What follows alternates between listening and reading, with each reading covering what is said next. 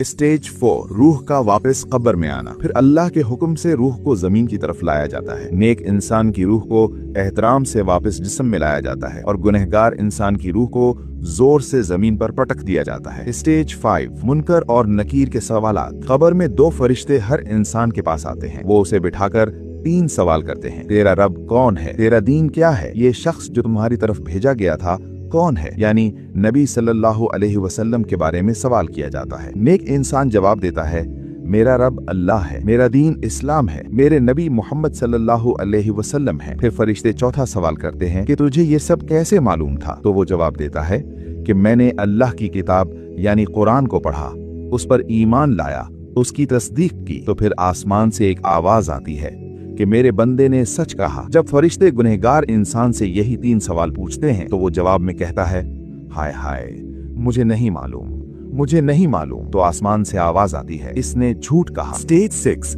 कब्र का वसी या तंग होना। नेक इंसान जब सवालों के जवाब देने में कामयाब हो जाता है तो उसके लिए जन्नत का बिस्तर बिछा दिया जाता है, उसे जन्नत का लिबास पहनाया जाता है, उसके लिए जन्नत का एक दरवाजा खोल दिया जाता है जहां से कयामत तक उसे जन्नत की हवाएं और खुशबुएं आती रहती हैं और उसकी कब्र को ताहद निगाह वसी कर दिया जाता है। जब गुनाहगार इंसान सवालों के जवाब देने में नाकाम होता है तो उसके लिए जहन्नुम का बिस्तर बिछा दिया जाता है, उसे जहन्नुम का लिबास पहनाया जाता है, उसके लिए जहन्नुम का दरवाजा खोल दिया जाता है जहां से तपिश और जहरीली हवाएं आती रहती हैं और उसकी कब्र को तंग कर दिया जाता है, यहाँ तक कि उसकी पसलियां इधर से उधर जुड़ जाती हैं।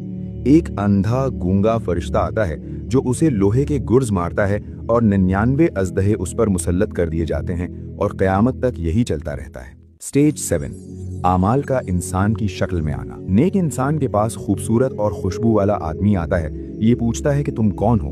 वो कहता है कि मैं तुम्हारा नेक अमल हूँ जो तुम दुनिया में किया करते थे। गुनाहगार इंसान के पास बदसूरत और डरावना आदमी आता है। वो कहता है कि तुम कौन हो? तो जवाब आता है कि मैं तुम्हारा बुरा अमल हूँ जो तुम दुनिया में किया करते थे। इसीलिए नबी सल्लल्लाहु अलैहि वसल्लम ने फरमाया कि जो मर गया उसकी कयामत कायम हो गई।